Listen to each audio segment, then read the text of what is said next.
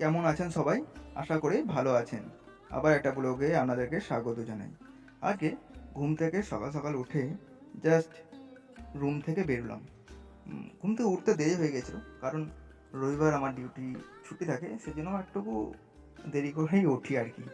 রবিবার বলে কথা।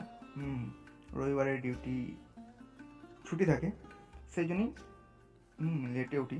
উঠে দেখি, উঠানে দেখি ঝকমক ঝকমক করে রোদ উঠেছে। হ্যাঁ, দেখতেই পাচ্ছেন আপনারা। তা আমি এবার সকালে উঠে ফ্রেশ ট্রেশ হয়ে এবার হালকা করে চা খেতে হবে। সেজন্য মাকে বললাম যে মা, আমি চাটা আমি নিজে করে নিচ্ছি।